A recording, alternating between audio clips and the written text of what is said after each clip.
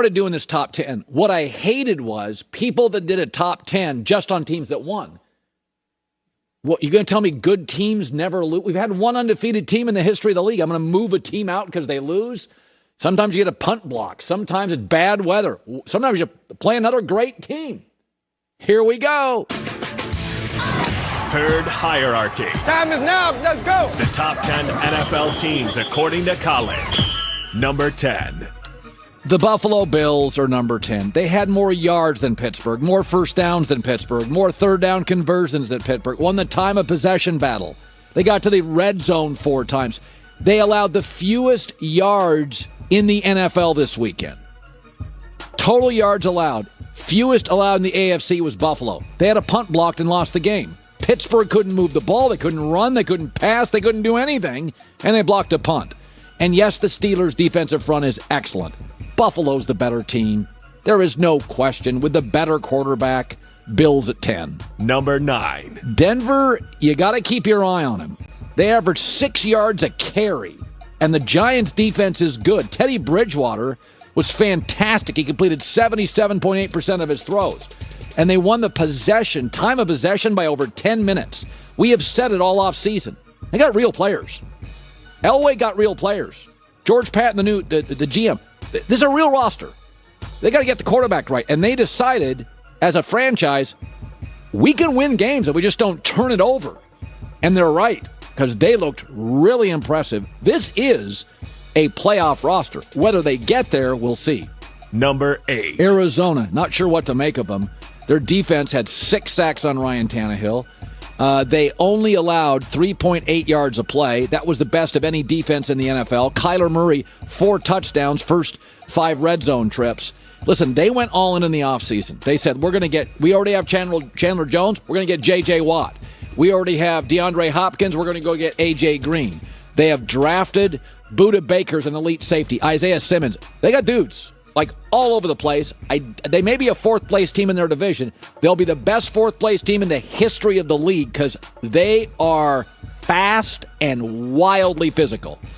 Number 7. 49ers. Don't love the way they finished, but they did lead 41-17 with 2 minutes left before the wheels came off. They were the highest-scoring team in the NFL this weekend.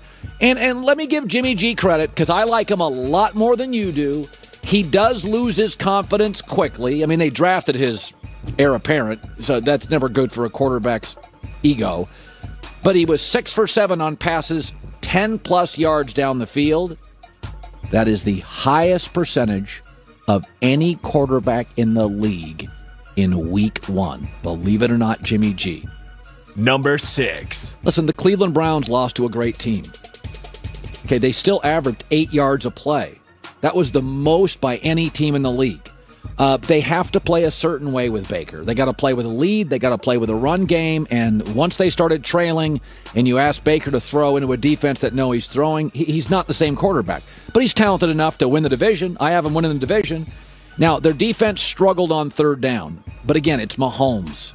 Everybody's going to struggle on 3rd down against Mahomes. So I don't want to take too much of that. This is still a very good football team that I think wins their division, and it may win it by a couple games. Number 5. I don't know how many of you watched the Chargers, but they were 14 of 19 on 3rd down. That's 74% on 3rd down against arguably the best defense in the NFC, a defense that gave Tom Brady trouble in the playoffs. Rashawn Slater, their left tackle, was a monster. Chase Young, non-factor at rush end. The defense allowed the fewest passing yards by any team in week 1. Some of that is because Washington went to their backup. They were so good on 3rd down. Herbert was so under control between Mike Williams and Keenan Allen. They are a tough team to defend in late downs. Number 4. Buccaneers. Listen, if you can turn the ball over 4 times and win, I didn't think they played well. I did not think Tampa played well. They turned it over to a highly explosive offense.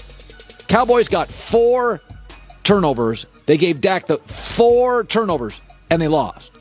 So Tampa, Brady was one of 2 quarterbacks in the league that did not get sacked. I think the unheralded part of this team is their O-line. We thought that was a huge issue when Tom came down. We said, New England's always got great O-lines. Tampa doesn't. Tristan Wirfs, Ryan Jensen, the center, they're really good up front. And Tom's got plenty of time to throw to those weapons. Number 3. Seahawks. Listen, Russell Wilson had the highest completion percentage in the league. Their defense got 10 hits on Carson Wentz, and that's against an elite offensive line. They look really polished. Wide receivers, run games. Listen, they got 5 running backs here. Their special teams are good now. They got 5 running backs. So don't be shocked if they don't move a running back before the trade deadline. They have a surplus of running backs. There's not a lot here I don't like. I think they're thin on the offensive line. Don't love them at center. I think they're thin up front. But now that Dwayne Brown is in, Russell Wilson, DK Metcalf, Bobby Wagner, Jamal Adams, you have elite players. And their pass rush this weekend was special. Number 2. Kansas City. You overcome a 12-point deficit to a roster as good as Cleveland. It's impressive. Mahomes now 3-0 against Baker Mayfield. That's not a shot, but it tells you he's never lost to Lamar Jackson. He's never lost to Baker. And those guys are winning a lot of games now, right? Like, this is a real good football team. It is the most score irrelevant team in the league.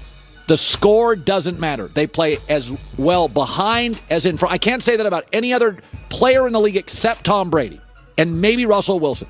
The score with 8 minutes to go is largely irrelevant with Kansas City, and it's incredibly relevant to virtually every other team and every other quarterback in the league. Mahomes now is 11-0 in September, but the concern is defensively, they need Frank Clark back, and they need Honey Badger back because they got pushed around a little up front. Number 1. Listen, we knew the Rams were good. It looked so easy. Chicago has been making the playoffs and been decent last couple years. They were 8-8 last year. That last half, that wasn't even close. And now they got the Colts on the road this weekend, the Buccaneers coming. But the one thing the Rams have missed in recent years, I think we'd all agree, they don't have much home run pop. They had 2 50-plus touchdown passes. They had 2 all season last year. They had 2 against Chicago. So I think they saw in the offseason they wanted more Mahomes-like pop. They wanted to be able to go over the top like a Buffalo or a Tampa. They wanted big play offense, not just brilliant 9, 12 play drives from McVay's brain, and they delivered with Matt Stafford. I thought they were the best team I saw, and I thought they were good coming in. Do you know the last quarterback to lead the Jets to the AFC East title? It's the same quarterback, the last quarterback to lead the Dolphins to the AFC East. Same guy, Chad Pennington. New England won that division for a long time. One quarterback gave them a little hiccup. Chad with Miami and Chad with the Jets. Decade in the NFL joining us live